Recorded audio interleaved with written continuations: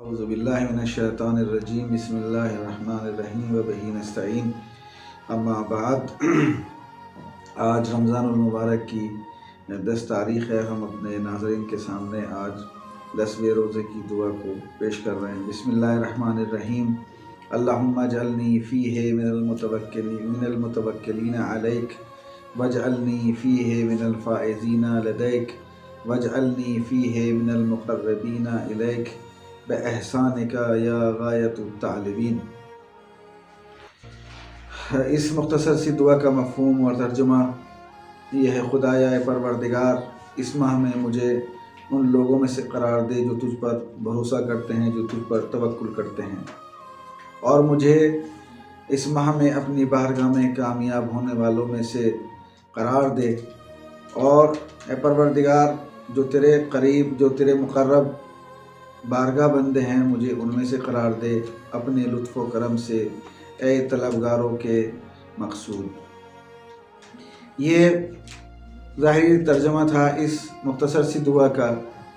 اس دعا میں 3 باتیں جو ہے وہ بیان کی گئی ہیں۔ پہلا جملہ اللہ تعالیٰ پر بھروسہ کرنا، توکل کرنا۔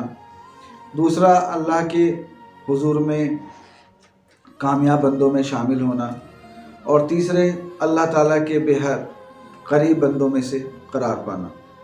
پہلا جو جملہ ہے، پہلا جملہ یہ کہا گیا ہے، پہلا فقرہ: اللہم اجعلنی فیہ من المتوکلین علیک، خدایا مجھے اس ماہ میں ان لوگوں میں سے قرار دے جو تجھ پر بھروسہ کرتے ہیں۔ تو توکل کسے کہتے ہیں؟ توکل کا معنی کیا ہے؟ توکل دراصل مادہ وکالت سے ہے، اپنے وکیل کا انتخاب کرنا، اپنے وکیل کا انتخاب کرنا۔ اس کے وکالت کے معنی یہ ہوں گے کہ انسان اپنے امور کو دوسروں کے حوالے جو ہے وہ کر دے۔ اور خدا پر توکل کرنے کا مطلب یہ ہے کہ انسان اللہ پر جو توکل کرے، اللہ پر بھروسہ کرنے، اس کا مطلب یہ ہے کہ بندہ اپنے تمام مادی اور معنوی امور کی تاثیر کو خدا کے سپرد کر دے۔ یہ توکل کا جو ہے وہ مطلب ہے۔ اس کا مطلب یہ ہرگز نہیں ہے کہ وہ سارے کام، بندہ جو ہے وہ سارے کام کاج چھوڑ کر ایک کونے میں جو ہے بیٹھ جائے اور بس بالکل تمام کام جو ہے وہ چھوڑ دے کرنا، اور کہ پروردگار ان کو انجام دیتا رہے گا۔ نہیں، یہ مطلب مراد نہیں ہے، بلکہ انسان اللہ پر بھروسہ کرے اور اپنے کام کو حسن خوبی انجام دے، اللہ پر بھروسہ کرتے ہوئے۔ جیسے کہ خود جو ہے وہ قرآن مجید کی جو ہے وہ آیت، اور توکل کے اوپر بہت ساری جو ہے وہ آیات ہیں، جیسے کہ ارشاد ہوتا ہے: وَمَنْ يَتَوَكَّلْ عَلَى اللَّهِ فَهُوَ حَسْبُهُ، جو خدا پر بھروسہ کرے گا خدا اس کے لیے کافی ہے۔ اور اسی طریقے سے امام رضا علیہ السلام جو ارشاد فرماتے ہیں: مَنْ أَرَادَ أَنْ يَكُونَ أَقْوَى النَّاسِ فَلْيَتَوَكَّلْ عَلَى اللَّهِ، جو بھی طاقتور ترین یا قوی ترین انسان جو ہے وہ بننا چاہتا ہے، امام علیہ السلام فرماتے ہیں، تو اسے اللہ پر جو ہے بھروسہ کرنا چاہیے۔ اور اسی کے ضمن میں امام محمد باقر علیہ السلام ارشاد فرماتے ہیں: من توکل علی اللہ لا یغلب، جو بھی اللہ پر توکل کرے گا وہ کبھی بھی جو ہے وہ مغلوب نہیں ہوگا۔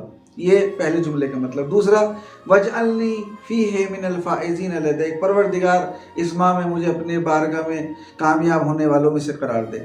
عربی زبان میں لفظ ہے فائزین لدیک، یہ لفظ فائزین، فوز کسے کہتے ہیں؟ فوز جو ہے وہ کامیابی اور کامرانی کو کہتے ہیں، کہ اگر انسان اپنے مقصد اور مطلوب تک جو ہے وہ پہنچ جائے تو یہ اس کی جو ہے کامیابی، اور واقعاً بہت بڑی کامیابی ہے۔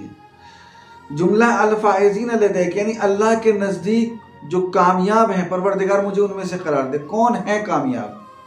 اور کامیاب انسان کب ہوتا ہے؟ دیکھیں لفظ یہ فوز کے متعدد معنی جو ہے، یہ لفظ اپنے مشتقات کے ساتھ متعدد معنی میں استعمال ہوا ہے قرآن مجید کی روشنی میں، قرآن مجید کی آیات میں۔ اللہ کے نزدیک وہی بندے کامیاب ہیں کہ جو اللہ پر ایمان رکھتے ہوں، عمل صالح انجام لیتے ہوں، جو پروردگار نے واجبات انجام دی ان کو انجام دیتے ہوں، جو اس نے محرمات بتائے ان سے اجتناب کرتے ہوں، اور خدا کے بتائے ہوئے قوانین پر عمل کریں، اس کے رسول کے بتائے ہوئے شرائط اور جو قوانین ان پر چلیں، ان کو مانیں، ان پر عمل کریں، تو انسان جو ہے وہ کامیاب ہے۔ اور خود قرآن مجید کا اس کی طرف اشارہ ہے، یہ ان الذین آمنوا وعملوا الصالحات لهم جنات تجری من تحتها الانہار ذالک فوز الکبیر، کہ بے شک جو لوگ ایمان لائے اور عمل صالح بجا لائے ان کے لیے جو ہے وہ جنتیں ہیں کہ جن کے نیچے نہریں جاری ہیں، اور یہی بہت بڑی جو ہے وہ کامیابی ہے۔ تو اللہ کی نگاہ میں کامیاب افراد وہ ہیں، خود قرآن مجید کی آیت دوسری آیت رضی اللہ عنہم ورضوا عنہ ذالک الفوز العظیم، کہ خدا ان سے راضی ہے اور وہ خدا سے جو ہے وہ راضی ہے، اور یہی سب سے عظیم جو ہے وہ کامیابی ہے۔ لہذا انسان عمل صالح کرے اور اللہ کی اطاعت کرے تو یہ اس وقت انسان جو ہے وہ کامیاب ہے۔ تیسرا اور آخری فقرہ، وَاجْعَلْنِي فِيهِ مِنَ الْمُقَرَّبِينَ إِلَيْكَ، پروردگار مجھے اپنے مقربین بندوں میں سے جو ہے وہ قرار دے، جو پروردگار کے نزدیک جو ہے بندے مجھے ان میں سے قرار دے۔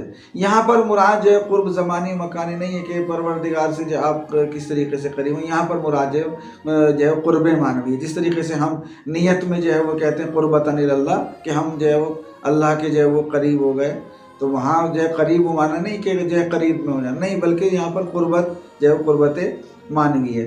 انسان واجبات کو انجام دے، محرمات کو چھوڑ دے، اور جو پروردگار نے احکام بتائے، عمل بتائے ہیں، قوانین بتائے ہیں، ان پر چلے، تو انسان جو ہے وہ کامیاب ہو سکتا ہے اور اللہ کے مقرب ترین بندوں میں سے جو ہے وہ ہو سکتا ہے۔ خود امام علی علیہ السلام جو ہے وہ دعائے کمیل میں ارشاد فرماتے ہیں، اللہم انی اتقرب الیک بذکرک، پروردگار میں تیری بارگاہ میں تیری ذکر کے ذریعے سے تقرب چاہتا ہوں۔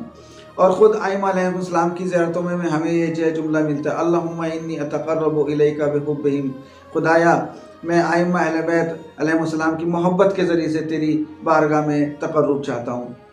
تو اس طرح کی دعائیں، لہذا ہم پروردگار سے دعا گو ہیں کہ پروردگار ہمیں ائمہ علیہ السلام کی محبت میں اور پروردگار کے ذکر کے ذریعے سے ہمیں اس کی بارگاہ میں مقرب قرار دے۔ وآخر دعوانا والحمد للہ رب العالمین۔